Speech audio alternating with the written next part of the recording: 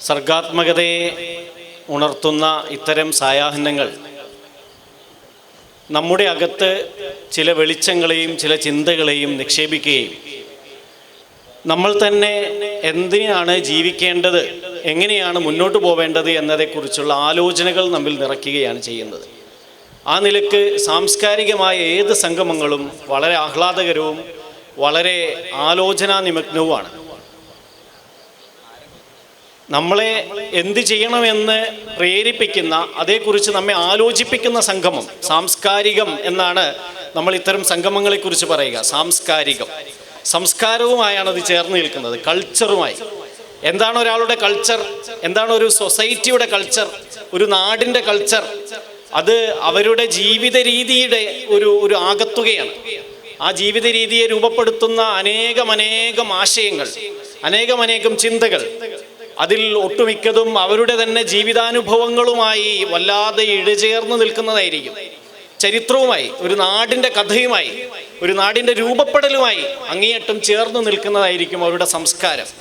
അതുകൊണ്ട് തന്നെ സാംസ്കാരിക സംഗമം എന്ന് പറയുമ്പോൾ ഏതോ പുസ്തകത്തിലെ, ആരോ എഴുതിയ കഥയിലെ, ആരുടെയോ പാട്ടിലെയോ കവിതയിലെയോ എന്തെങ്കിലും പങ്കുവെക്കുന്ന ഒരു വേദി അല്ലാതെ.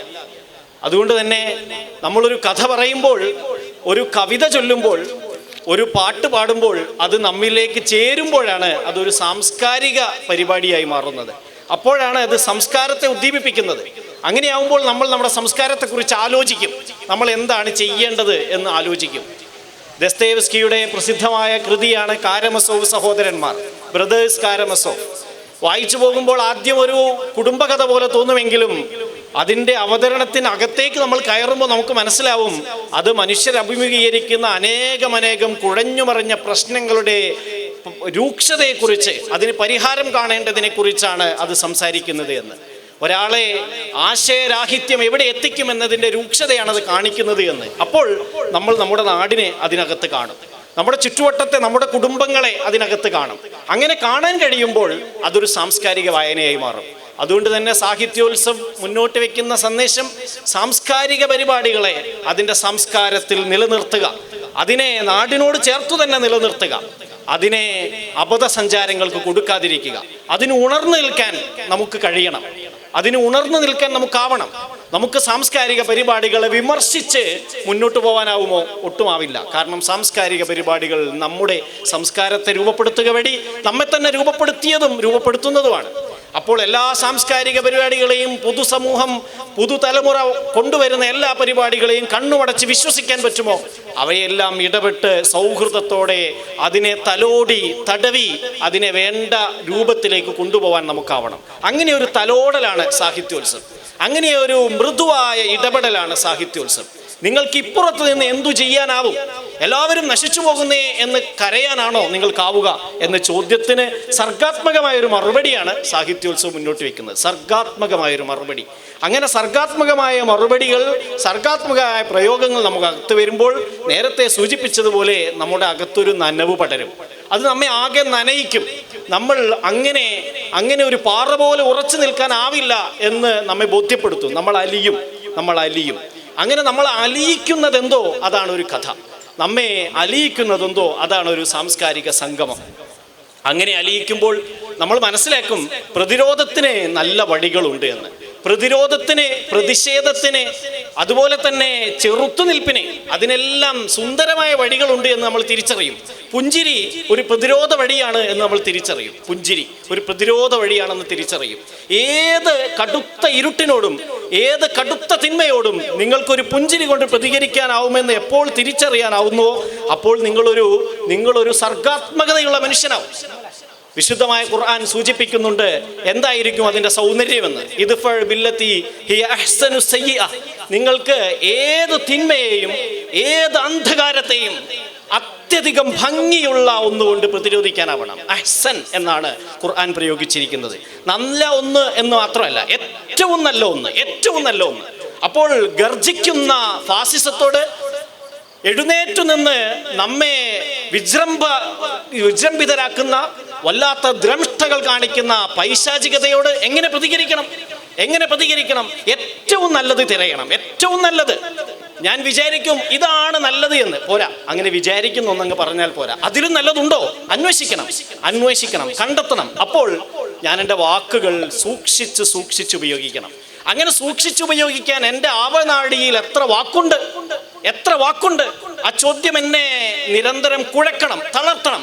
അപ്പോൾ ഞാൻ വായിക്കാൻ മുതിരും. എങ്ങനെ വാക്കുകൾ കണ്ടെത്താം? ഏറ്റവും നല്ല വാക്ക്, ഏറ്റവും നല്ല വര, ഏറ്റവും നല്ല അഹ്സനായ ഒരു പ്രയോഗം എവിടെ നിന്ന് കിട്ടും? അങ്ങനെ ചെയ്താൽ എന്തുണ്ടാവും? അങ്ങനെ നിങ്ങൾ ചെയ്താൽ ഫൈദല്ലദീ ബൈനക വബൈനഹു അദാവത്തുൻ കഅന്നഹു വലിയ്യുൻ ഹമീം.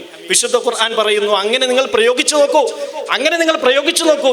സുന്ദരമായ ഒരു വാക്കിനെ കണ്ടെത്തൂ, സുന്ദരമായ ഒരു പ്രയോഗത്തെ കണ്ടെത്തൂ. അങ്ങനെ പ്രയോഗിച്ചാൽ നിങ്ങളുടെ അപ്പുറത്ത് ദ്രംഷ്ടപൂണ്ട് നിൽക്കുന്ന, അന്ധകാരത്തിന്റെ രൂപം പൂണ്ട് നിൽക്കുന്ന, അത്യധികം കഠിനമായ ശത്രുത പുലർത്തുന്ന ഒരു ആളില്ലേ? നിങ്ങൾ കാണുന്ന ഒരു ശത്രുപക്ഷമുണ്ടോ? ആ പക്ഷം ഇങ്ങനെ അലിഞ്ഞ് നിങ്ങളുടെ കാലിൽ വീഴുന്നത് നിങ്ങൾക്ക് കാണാം. കാരണം മനുഷ്യൻ അലിയാതിരിക്കാനാവില്ല തന്നെ. എങ്ങനെ മനുഷ്യൻ അലിയാതിരിക്കും? പക്ഷേ ഓരോരുത്തരെയും അലിയാനുള്ള ഫ്രീക്വൻസി, ആവൃത്തി വ്യത്യസ്തമായിരിക്കും. അത് കണ്ടെത്താനാവണം. ഏത് ആവൃത്തിയിൽ അയാളോട് സംസാരിക്കണം, ഏത് പദപ്രയോഗം നടത്തണം, എങ്ങനെ ചിരിക്കണം, എങ്ങനെ ഏത് സ്ഥായിയിൽ, ഉച്ചസ്ഥായിയിൽ വേണോ, താണസ്ഥായിയിൽ വേണോ, മധ്യസ്ഥായിയിൽ വേണോ, പ്രയോഗങ്ങൾ കണ്ടെത്തണം. അങ്ങനെ കണ്ടെത്തിയാൽ നിങ്ങൾക്ക് കാണാനാവും ആളുകൾ അലിഞ്ഞു വരും. അങ്ങനെ അലിയുന്നില്ലെങ്കിൽ ഞാൻ എന്തു ചെയ്യണം? വീണ്ടും ഞാൻ ദ്രംഷ്ട എടുക്കണോ? ഒച്ച വെക്കണോ? വേണ്ട, നിങ്ങൾ ഒച്ച വെക്കണ്ട. നിങ്ങൾ ചരിത്രത്തിന് വേണ്ടി, ഭാവിക്ക് വേണ്ടി, നന്മയ്ക്ക് വേണ്ടി വീണ്ടും ലഘുവായി തന്നെ സംസാരിക്കുക. മൃദുവായി സംസാരിക്കാനാവും. ചരിത്രത്തെ വിറപ്പിച്ച വലിയ ചക്രവർത്തിയാണ് ഫറോവ.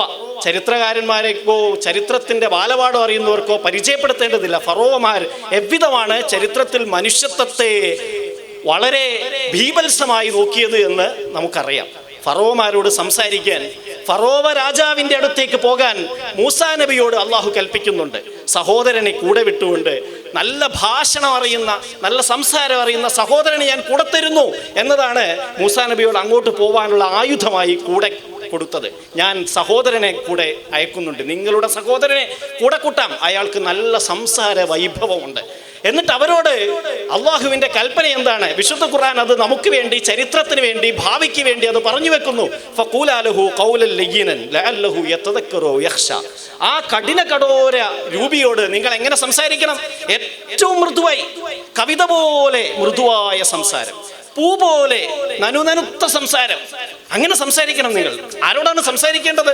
എടുത്തു ചാടുന്ന ആളുകളെ ആണിയിൽ തറച്ച് കൊന്നുകളയുന്ന ആളുകളെ ആണിയിൽ തറച്ച് കൊല്ലണമെങ്കിൽ ഒരാൾക്ക് എത്രമാത്രം കഠിന ഹൃദയത്വം വേണം? ഒരാളെ ഒറ്റവെട്ടിന് കൊല്ലാൻ അത്ര ആലോചന വേണ്ടി വരില്ല. ഒരാളെ തൂക്കിക്കൊല്ലാൻ ഏൽപ്പിക്കാൻ അത്ര വേണ്ട വരില്ല. കുളത്തിലേക്ക് ഉന്തിത്തള്ളിയിടാൻ അത്ര പ്രശ്നം ഉണ്ടാവില്ല. ബോംബെറിഞ്ഞു കൊല്ലാൻ അത്ര സ്ഥൈര്യം വേണമെന്നില്ല. ഒരാളുടെ ശരീരത്തിൽ ആപാത ചൂടം ഓരോ ആണികൾ അടിച്ചു കയറ്റുമ്പോൾ ആ വിലാപങ്ങൾ കേട്ട് ചിരിച്ചുകൊണ്ട് മരണം വരെ അടിച്ചു കൊല്ലാൻ, ആണി അടിച്ച് തറയ്ക്കാൻ എന്ന് ഖുർആൻ അദ്ദേഹത്തിൻ്റെ ആ ഫിർഔനിന്റെ ഫറോവയുടെ ക്രൂരതയെ സൂചിപ്പിക്കുന്നുണ്ട്. ആണിക്കാരനാണ് അവൻ, ആണിയടിച്ച് കൊന്നുകളയും. അങ്ങനെ ആണിയടിച്ചു കൊല്ലുന്ന ഫറോവയോടാണ് നനുനനുത്ത സംസാരം സംസാരിക്കാൻ പറയുന്നത്. പൂ പോലെ മൃദുവായി സംസാരിക്കൂ. അങ്ങനെ സംസാരിച്ചാൽ അയാൾ ചിലപ്പോൾ ബുദ്ധി പ്രയോഗിച്ചേക്കാം, അയാൾ ചിലപ്പോൾ ആലോചനയുള്ളവനായേക്കാം എന്നാണ് ഖുർആൻ പ്രകടിപ്പിക്കുന്ന പ്രത്യാശ. ചരിത്രത്തിലേക്കുള്ള ഒരു പ്രത്യാശയാണ്. ആരെക്കുറിച്ചും പ്രത്യാശ വിടരുത്. ഫറോവയെക്കുറിച്ച് പോലും പ്രത്യാശ വിടരുത്. ഫറോവയെക്കുറിച്ച് പോലും, തലമുറകളായ ആൺകുട്ടികളെ മുഴുവൻ കൊന്നുകളഞ്ഞ ഫറോവയെക്കുറിച്ചാണ് ഖുർആൻ പറയുന്നത്. അയാളോട് മൃദുവായി പൂ പോലെ നനുനനുത്ത സംസാരിക്കണം. അതിൻ്റെ വൈഭവം നേടണം. അതിന് വാക്കുകൾ ശേഖരിക്കണം. അങ്ങനെ വാക്കുകൾ ശേഖരിക്കുന്നത് അതൊരു സാംസ്കാരിക പ്രവർത്തനമാണ്, അതൊരു ആത്മീയ പ്രവർത്തനമാണ്, അതൊരാളുടെ മാനുഷിക പ്രവർത്തനമാണ്. അതുകൊണ്ട് പാട്ടുപാടാൻ പഠിക്കുന്ന ഒരാൾ ശേഷി നേടുന്നത് നനുത്ത സംസാരത്തിനാണ്. ഒരാളോട് ചിരിക്കാനാണ്. ഏത് കഠിന സമയത്തും അടുത്തുള്ള ആളോട് പുഞ്ചിരിക്കാനാണ്. നമ്മുടെ അകത്ത് എത്ര പ്രയാസമുള്ളപ്പോഴും എന്തൊക്കെയുണ്ട് വിശേഷം എന്ന് ചോദിക്കുമ്പോൾ സുഖം തന്നെ എന്ന് പറയാനുള്ള ഒരു മനസ്സാണത്. ഒരു കവിത കഴിഞ്ഞ ദിവസം കാണാനിടയായി. കള്ളം പറയണം എന്നാണ് കവിതയുടെ പേര്. കള്ളം പറയണം. ഞാൻ കവിത ചൊല്ലാൻ സമയമില്ല, നോക്കി ചൊല്ലുന്നില്ല, സമയക്കുറവുകൊണ്ട്. കള്ളം പറയണം. നിങ്ങളോടൊരാൾ എന്തുണ്ട് വിശേഷം എന്ന് ചോദിക്കുമ്പോൾ ഉള്ളിൽ അടക്കിപ്പിടിച്ച വേദനകളെ അമർത്തി വെച്ച് സുഖം തന്നെ എന്ന് കളവ് പറയണം. അങ്ങനെ എന്തെല്ലാം നമ്മൾ അകത്ത് അമർത്തിയാണ് മറ്റൊരാൾക്ക് വേണ്ടി ഒരു പുഞ്ചിരി സമ്മാനിക്കുന്നത്. അത് നമ്മൾ കാണിക്കുന്ന ഒരു സാംസ്കാരികതയാണ്.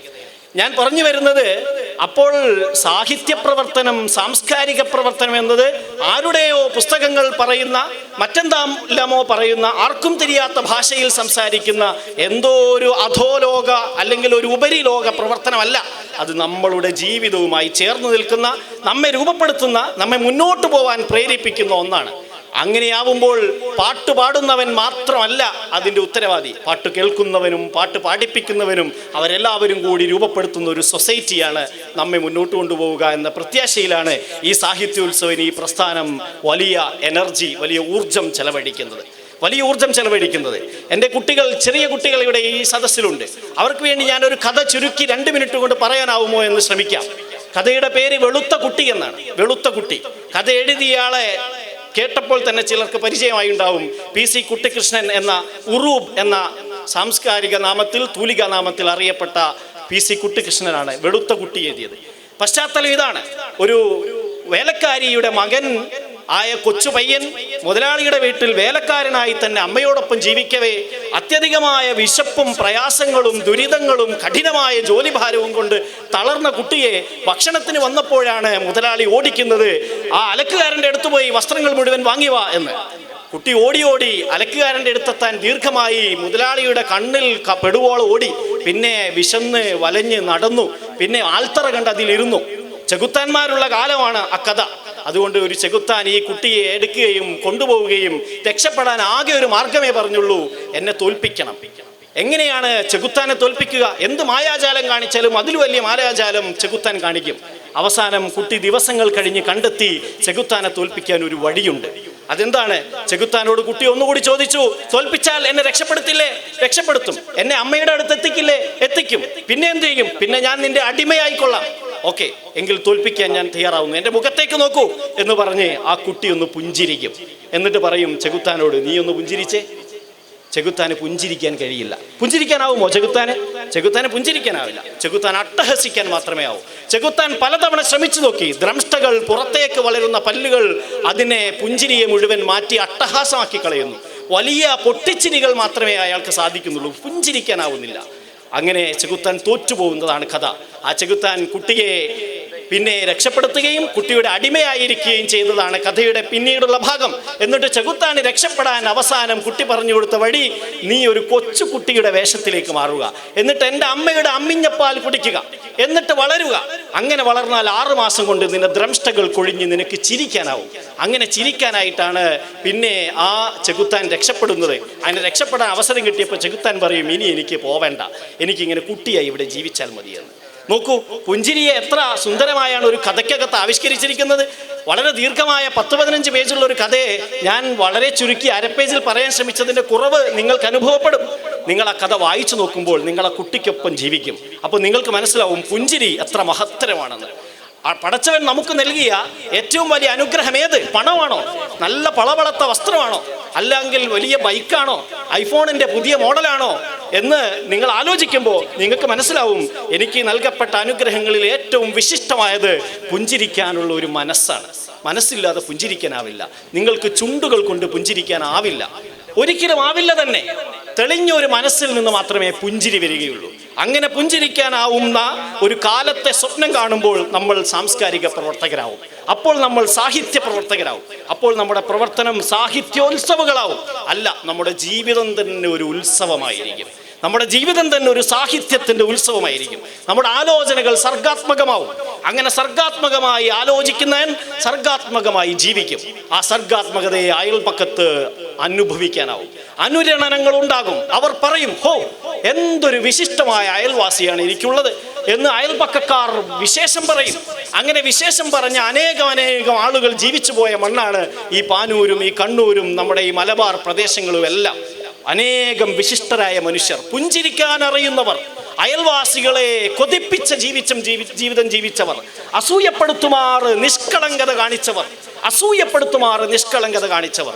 പിന്നിലൂടെ വന്ന് അടിച്ചവനെ കാണാത്തത് കൊണ്ട് കോടതിയിൽ ചെന്നപ്പോൾ ഞാൻ കണ്ടിട്ടില്ല, അടിച്ചതിന് തെളിവില്ല എന്ന് പറഞ്ഞ് അടിച്ചവനെ രക്ഷപ്പെടുത്തിയവർ. അങ്ങനെ അയാൾ പിന്നീട് വന്ന് ഈ കാൽക്കൽ വീണ് മാപ്പിരക്കുന്ന സുന്ദരമായ മുഹൂർത്തങ്ങൾ നമുക്ക് ചരിത്രം നൽകിയിട്ടുണ്ട്. ആ ഓർമ്മകൾ കൂടി അയവിറക്കുന്ന സമസ്ത സെന്റിനറിയുടെ കാലത്തുകൂടിയാണ് ഈ സാഹിത്യോത്സവം എന്ന് ഞാൻ വിശേഷമായി ഓർക്കുകയാണ്. അങ്ങനത്തെ അനേകം ജീവിതങ്ങൾ.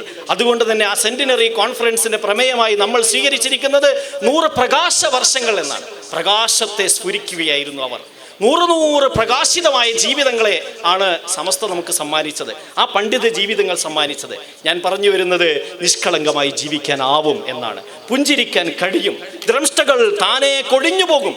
നമ്മെ പുഞ്ചിരിയെ തൊട്ട് ഉപരോധിക്കുന്ന, നമ്മെ ലളിതമാവാൻ അനുവദിക്കാതിരിക്കുന്ന നമ്മുടെ അകത്തെ അസൂയയും പകയും വിദ്വേഷവും വീണ്ടും വീണ്ടും വേണമെന്ന ആർത്തിയും അത് കൊഴിഞ്ഞു പോകും. അതിനെ നമ്മൾ ഒന്ന് കുഞ്ഞാവാൻ തയ്യാറാവണം. നമ്മളൊന്ന് ചെറുതാവാൻ തയ്യാറാവണം. നമ്മളൊന്ന് കുനിഞ്ഞു നിൽക്കാൻ പഠിക്കണം. അങ്ങനെ കുനിഞ്ഞു നിൽക്കാൻ പഠിച്ചാൽ നമുക്ക് ആ അമ്മിഞ്ഞപ്പാൽ വീണ്ടും നുകരാനാകും. അപ്പോൾ നമ്മുടെ ദ്രംഷ്ടകൾ കൊഴിഞ്ഞു പോകും, നമ്മുടെ മനസ്സ് വെളുക്കും. അങ്ങനെ ഒരു വെളുത്ത കുട്ടി എന്നാണ് ആ കഥയുടെ പേര് ഉറൂബ് വെച്ചത്, വെളുത്ത കുട്ടി. അങ്ങനെ നമ്മൾ വെളുക്കും. എവിടെയാണ് വെളുക്കേണ്ടത്? ചർമ്മത്തിലാണോ വെളുക്കേണ്ടത്? മുഖത്തിലാണോ വെളുക്കേണ്ടത്? വെളുക്കേണ്ടത് അകത്തിലാണ്. അകത്തിൽ വെളുത്തവർ. അങ്ങനെ വെളുത്ത അകം കൊണ്ട് പ്രകാശപൂരിതമായ ചുറ്റുവട്ടത്തെ സൃഷ്ടിക്കാവുന്ന ഒരാളെയാണ് സാഹിത്യകാരൻ എന്ന് പറയുക. ഈ ഭാവനകളുള്ള ഒരാൾ, സ്വന്തം സാധിച്ചില്ലെങ്കിലും അങ്ങനെ സാധിക്കുന്നവരുണ്ടേ എന്ന് പറയാനുള്ള കഥകൾ എഴുതുന്നവർ, അങ്ങനെ വായിച്ചു കഴിയുമ്പോൾ നമ്മിൽ പ്രത്യാശ പടർത്തുന്നവർ, ആ പ്രത്യാശയെ പടർത്തി നമ്മെ ജീവിതത്തെ രൂപപ്പെടുത്താൻ പ്രേരിപ്പിക്കുന്ന ഒന്നാവട്ടെ നമ്മുടെ കഥ, നമ്മുടെ കവിത, നമ്മുടെ വരകൾ, നമ്മുടെ ചിന്തകൾ. അങ്ങനെയാവട്ടെ എന്ന് ആശിച്ച് ആഖിറു ദഅ്വാനാ അൽഹംദുലില്ലാഹി റബ്ബിൽ ആലമീൻ. അസ്സലാമു അലൈക്കും വറഹ്മത്തുള്ളാഹി.